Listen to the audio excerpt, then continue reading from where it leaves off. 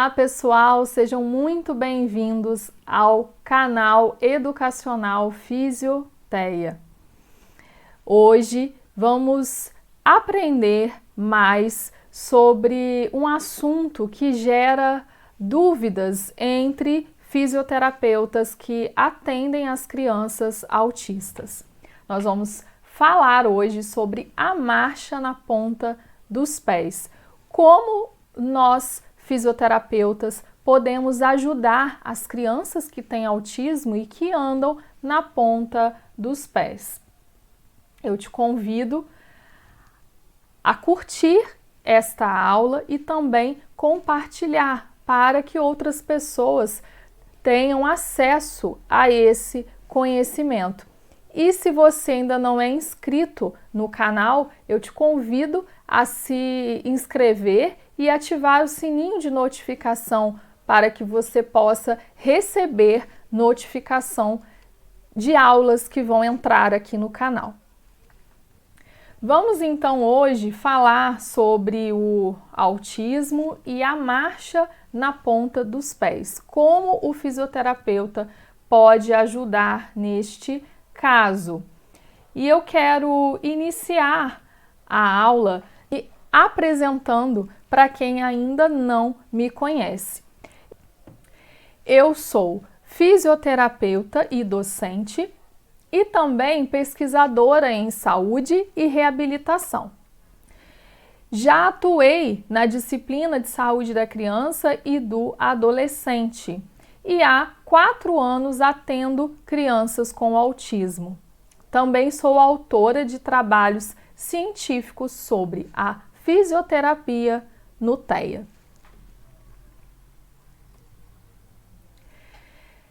E para iniciar esta aula, é importante entender o que é a marcha na ponta dos pés. Vamos então definir o que é esse tipo de marcha, né? A marcha na ponta dos pés que a gente costuma observar em algumas crianças autistas, ela também é chamada de marcha equina, que é um padrão de marcha anormal em que o indivíduo caminha com a parte anterior do pé, ou seja, com a ponta dos pés, mantendo os calcanhares elevados do chão durante o contato e apoio.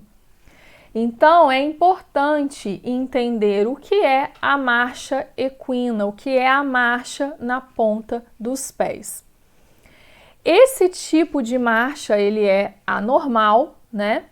E ele não vai ser encontrado em todas as crianças autistas. Então, é importante a gente entender que somente algumas crianças autistas vão apresentar esse tipo de marcha anormal, atípico. Nem toda criança que anda na ponta dos pés é autista. Então, isso também é muito importante que a gente aprenda, porque é muito comum, né? A família, os pais, ao observar que o filho anda na ponta dos pés, já achar que o filho é autista. Então, a gente precisa entender que nem sempre andar na ponta dos pés quer dizer que esse indivíduo é autista. A criança típica, ela pode em algum momento da infância andar na ponta dos pés, mas a tendência é que isso não aconteça mais depois de um certo tempo. Porém, quando essa fase ela não passa, quando a criança continua com este tipo de marcha, aí sim é importante a família observar, né? Buscar ajuda profissional para avaliação, para entender por que essa criança está, né, há muito tempo já com este tipo de marcha. Então, é importante a gente entender o que é a marcha equina, o que é a marcha na ponta dos pés. E também, estudos têm indicado, né, que de 20 a 65% de crianças com autismo apresentam a marcha equina. Então, é como eu disse para vocês, né? Não é toda criança autista que vai apresentar esse tipo de marcha. Porém, a gente observa que de 20 a 65% dos autistas apresentam essa marcha na ponta dos pés. E nós precisamos entender o que leva a esse tipo de marcha, ou seja, a causa da marcha. Porque a conduta que nós vamos seguir, né, o tipo de profissional que vai atender essa criança, que vai dar assistência a ela, depende da causa da marcha equina. Então, quais são os fatores que podem levar a criança autista a andar na ponta dos pés? A criança, ela pode ter uma hipo ou uma hipersensibilidade na região plantar dos pés, tá? E isso vai fazer com que a criança ande na ponta dos pés. Então, ao avaliar a criança, eu preciso entender o que leva a criança a ter esse tipo de marcha. A criança, ela pode ter um processamento sensorial alterado. Isso leva com que ela tenha esse tipo de marcha. Além disso, padrões, né, repetitivos de movimentos podem também levar essa criança a ter esse tipo de marcha. Ou seja, dependendo de como a criança se comporta, do que ela faz de movimento repetitivo, pode levar essa criança a andar assim, né? Então, uma criança que tem aquela estereotipia que faz com que ela fique saltando, fique pulando na ponta dos pés, vai levar a esse tipo de marcha. É um exemplo, né? Então, quando a criança ela faz algum movimento repetitivo que leva ela a ter esse tipo de marcha, a gente pode dizer que então a causa dessa marcha está relacionada a esse movimento repetitivo que a criança costuma fazer, né? Além disso, a criança ela pode ter dificuldades de integração visual motora e também de propriocepção. Então, avaliando a criança, eu percebo que há ali também alteração de propriocepção, alteração da integração visual motora, que pode fazer com que essa criança, então, tenha esse tipo de marcha. Além disso, a criança ela também pode apresentar alterações na força muscular e no seu controle postural, que vai também levar a essa marcha. E por que é tão importante sabermos a causa dessa marcha? Fatores que estão associados à marcha, porque assim nós vamos saber qual profissional vai atender melhor essa criança, do que essa criança realmente precisa nesse momento. Na maioria das vezes, né, o que a gente faz é ter uma equipe multidisciplinar que assiste essa criança, porque ela não vai precisar só da fisioterapia, ela não vai precisar só do psicólogo, né? Não, é uma equipe que tem que cuidar dessa criança. Por isso, avaliar é tão importante. Eu preciso avaliar para entender o que acontece com essa criança, o que leva a esse tipo de marcha, para que assim eu possa indicar, eu possa estabelecer o que vai ser feito com essa criança, tá? Então, o primeiro passo é saber avaliar, é encontrar, né, os fatores que levam a esse tipo de marcha. Bom, então, nós vamos agora entender um pouco sobre a avaliação. O que eu devo avaliar nessa criança autista que tem a marcha equina? Eu preciso fazer avaliação sensorial e motora, eu preciso avaliar, eu preciso fazer testes de integração sensorial, eu preciso avaliar a sensibilidade da criança, né? Para eu saber se não é isso que está, então, levando essa criança a ter esse tipo de marcha. Eu preciso também avaliar a propriocepção e o equilíbrio da criança.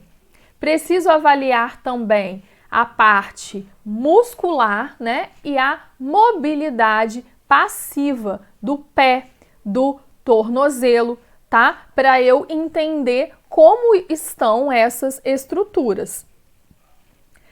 Também vou fazer uma avaliação biomecânica que envolve avaliar amplitude de movimento de tornozelo, analisar a marcha, e eu também posso fazer vídeos da criança para avaliar essa marcha. Também vou avaliar força dos músculos extensores de joelho e dos músculos que vão fazer flexão plantar de tornozelo, né? E também vou avaliar a postura da criança e se ela tem encurtamentos, né, musculares. E aí tem um detalhe importante que a gente precisa entender sobre esta avaliação. Digamos, né, que avaliando essa criança, eu perceba que ela tem esse padrão de marcha por conta de algum movimento, né, repetitivo que essa criança faz. Então, a criança, ela pode, né, fazer um movimento repetitivo quando ela está feliz. Quando ela fica feliz por alguma coisa, por algum motivo, ela salta na ponta dos pés. E é esse momento que ela faz a marcha equina. Então, eu começo a descobrir, eu começo a entender que essa marcha é sempre em um determinado momento. Então, essa marcha ela está relacionada a como a criança se comporta diante de uma situação. Então, se eu sei que a marcha acontece em um determinado momento, eu preciso observar o que leva a isso. Então, existe algum gatilho, alguma coisa acontece para que a criança entre nessa marcha equina. Então, eu começo a entender o quê? Que essa criança ela vai precisar da ajuda de um psicólogo, que vai avaliar essa situação toda, né, para saber o que pode ser feito para ajudar essa criança, para diminuir, né, os gatilhos que vão levar a essa marcha, certo? Porém, eu não vou apenas precisar do psicólogo, né? O fisioterapeuta, ele também é importante nesse caso, mesmo sabendo que a marcha ela está relacionada ao comportamento dessa criança.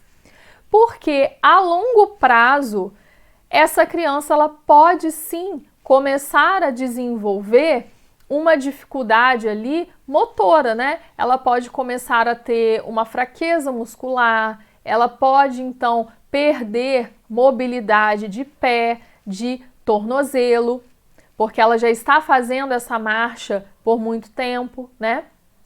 Ela pode apresentar encurtamento muscular. Então, a princípio, a causa da marcha equina, ela não é motora, porque a gente já descobriu que existem gatilhos que levam a essa marcha. Então, é mais por conta do comportamento da criança do que pela parte motora. Porém, mesmo assim, ele precisa do fisioterapeuta, porque a longo prazo ele vai apresentar, sim, tudo isso que eu falei para vocês: encurtamento muscular, fraqueza muscular, diminuição de mobilidade, né?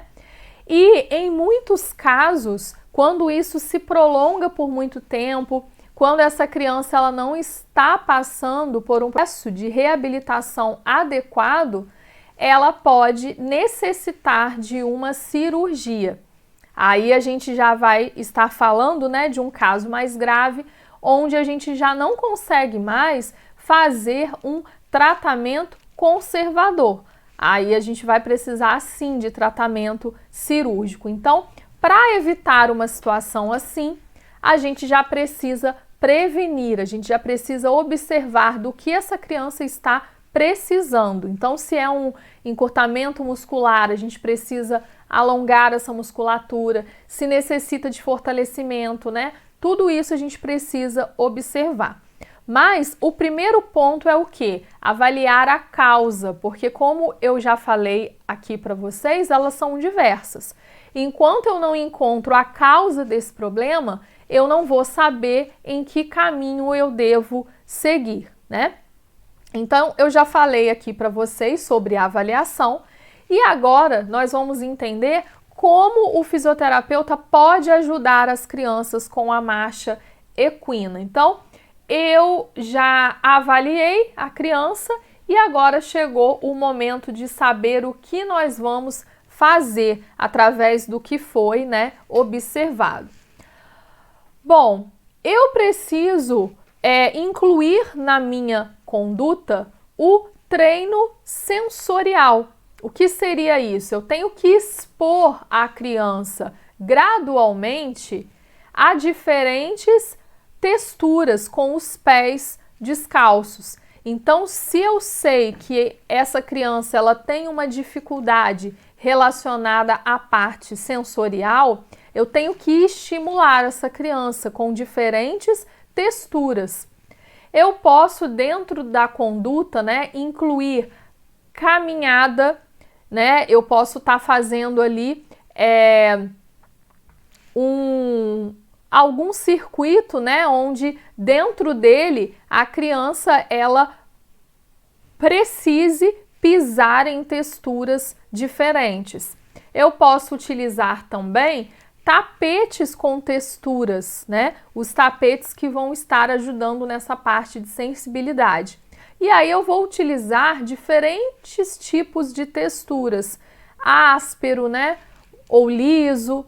Vou utilizar algo, né, que vá incomodar um pouco essa criança, mas que com o tempo, né, gradualmente ela vai se acostumando. E eu tenho que conversar com a criança, né, dar o comando verbal para que ela possa fazer a pisada de forma, né, correta, apoiando o seu calcanhar no chão. A princípio vai ser difícil, né? A princípio a criança vai apresentar uma resistência. A criança ela pode ter dificuldade com algum tipo de textura específico. Então, às vezes existe algum, né, que não incomoda tanto a criança, algum tipo de textura que não incomode tanto, mas existem outras que incomodam um pouco mais. Então a gente tem que gradualmente expor a criança aquilo que ela não gosta, aquilo que incomoda mais, né, a ela. Mas a gente tem que fazer esse treinamento sensorial. Isso deve fazer parte da conduta do fisioterapeuta, tá? Além disso, nós também vamos fazer fortalecimento e alongamento. Então, nós vamos avaliar a musculatura dessa criança e vamos observar quais músculos estão precisando de alongamento e de fortalecimento, tá? Nós precisamos realizar alongamento de panturrilha, ou seja, dos músculos sóleo, tá? E do músculo gastrocnêmio. Então, geralmente, como a criança ela está fazendo essa pisada na pontinha do pé, é natural que essa musculatura de panturrilha esteja encurtada. Então, eu preciso fazer alongamentos com essa musculatura, tá? Ao mesmo tempo, por outro lado, né, eu preciso de fortalecimento de tibial anterior, né, porque essa musculatura ela vai ficando enfraquecida. E eu também tenho que fortalecer os músculos do core, né, que são os músculos ali de abdômen, os músculos da pelve, porque esses músculos, eles ajudam no controle postural, então eles também vão ajudar na marcha da criança, eles vão ajudar a melhorar essa marcha, tá? Além disso, nós também vamos usar exercícios funcionais com ênfase para realização do movimento contrário, né, ativamente. Então, a criança ela tá pisando na pontinha do pé. Eu quero que ela saia desse padrão, ou seja, que ela apoie o seu calcanhar no chão. Sendo assim, eu preciso, né, pedir para que a criança ela faça atividades que vão tirá-la desse padrão, né? Então eu tenho que ir orientando, conversando com a criança para que ela saia desse padrão, para que ela apoie o pé todo no chão, né? Um exemplo, né, seria a gente utilizar a esteira com a criança, né? Colocar a criança na esteira e ir orientando, conversando, dando o comando verbal para que ela apoie o calcanhar no chão enquanto ela anda na esteira. Lembrando que a esteira para criança autista funciona bem com alguns, mas não com outros. Algumas crianças elas nem aceitam subir na esteira por conta do barulho que ela faz, né? Eles têm medo. Às vezes é gatilho, vai gerar alguma crise, às vezes até vai piorar essa marcha equina, né? Então a gente tem que saber, a gente tem que conhecer o nosso paciente para entender se no caso dele a esteira é uma ideia boa, tá? Mas é um exemplo de atividade funcional que a gente pode utilizar com a criança para que a gente vá aos poucos, né, orientando a criança sobre a pisada adequada, tá? Outra forma também é orientar, né, também a família a fazer caminhada em superfícies instáveis. Então isso a gente faz lá na fisioterapia, mas também a gente pode orientar a família a fazer em casa.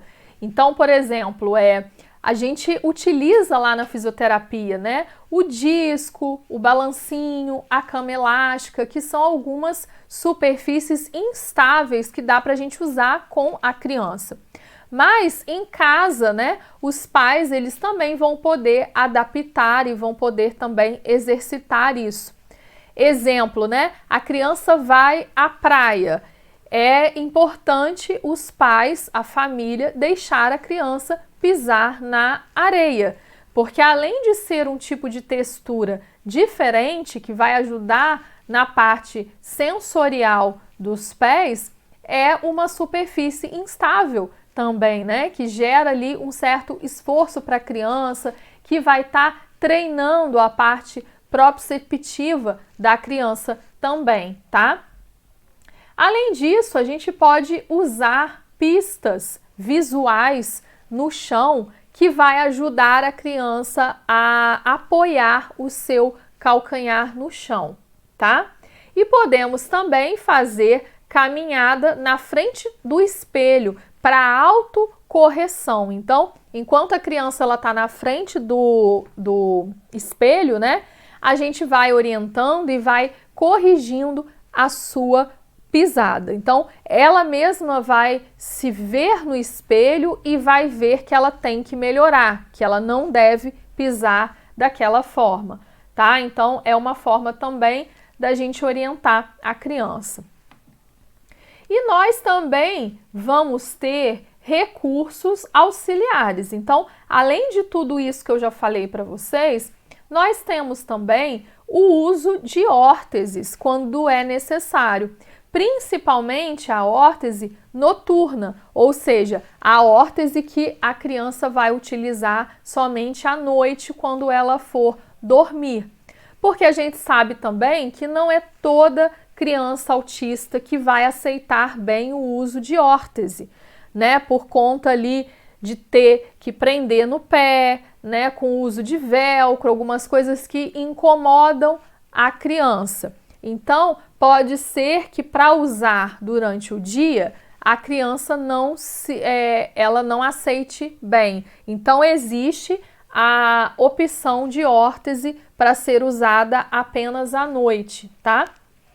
Que são órteses que são utilizadas na região de tornozelo e pé para corrigir esse tipo de marcha, tá? Lembrando que isso a gente faz em casos persistentes, ou seja, naqueles casos em que a gente já tentou diversas condutas, né? E a criança ainda está persistindo nessa marcha, tá? E eu já falei aqui para vocês, né, que em algumas situações vai ser realmente necessária a cirurgia, porque são casos mais complicados em que já se tentou de tudo, já foi feita, né, aplicação de botox, já foi utilizado órtese e mesmo assim a criança ela não evoluiu, tá? Ela ainda não saiu dessa marcha.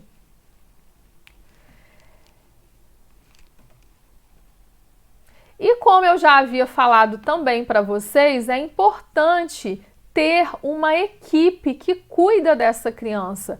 Uma equipe que pode ser formada pelo fisioterapeuta, pelo terapeuta ocupacional, pelo psicólogo, o médico que acompanha essa criança. Então, é uma equipe que vai cuidar da criança, tá?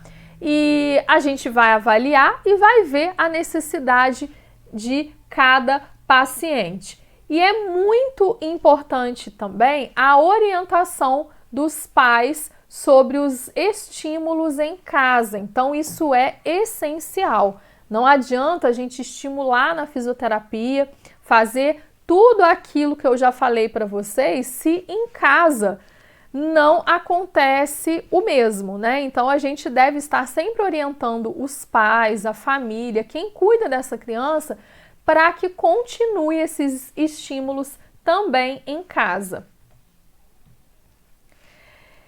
E para já ir fechando a nossa aula, o que nós aprendemos hoje sobre esse tema? Vamos então agora observar, né? O que foi visto, aprendido na aula de hoje. Nós vimos a importância da abordagem de uma equipe, né? De um conjunto de profissionais que vão avaliar e cuidar da criança. Então, isso é super importante. Aprendemos também que a marcha na ponta dos pés não é apenas uma mania, é sinal de alterações sensoriais e motoras. Então, é importante os pais, a família, darem atenção a essa marcha, tá? Não ocorre muito, né, de alguns pais observarem numa criança, no seu filho, esse tipo de marcha e já se desesperarem achando que a criança ela é autista porque ela anda assim. E como eu falei no início do vídeo, né, não é porque a criança anda assim que ela é autista, né? Mas o contrário também acontece. Às vezes, a criança ela tá dando sinais, né? Ela tem essa marcha já é um sinal do autismo e a família não está atenta a isso, acha que é uma fase que vai passar, que, né, é mania da criança e não busca ajuda profissional. Então, isso também está errado, né? E também aprendemos hoje que o fisioterapeuta é peça-chave na avaliação precoce e na intervenção individualizada, tá? Então, o fisioterapeuta ele tem um papel importante nessa equipe que vai cuidar da criança com a marcha equina, tá? Agradeço a vocês que ficaram aqui comigo até o final da aula. Obrigada. Espero que tenha ajudado realmente vocês, né? Que vocês se sintam mais seguros para atender uma criança autista que tenha esse tipo de marcha. E eu te peço que curta este vídeo, compartilhe com quem precisa ter esse conhecimento. E você pode dizer aqui nos comentários o que você achou dessa aula e se você já passou por essa experiência de atender uma criança que tem essa marcha equina, tá bom? E convido você também a me seguir lá no Instagram, @doutora_Juliana_Fonseca_Físio. Até mais, pessoal!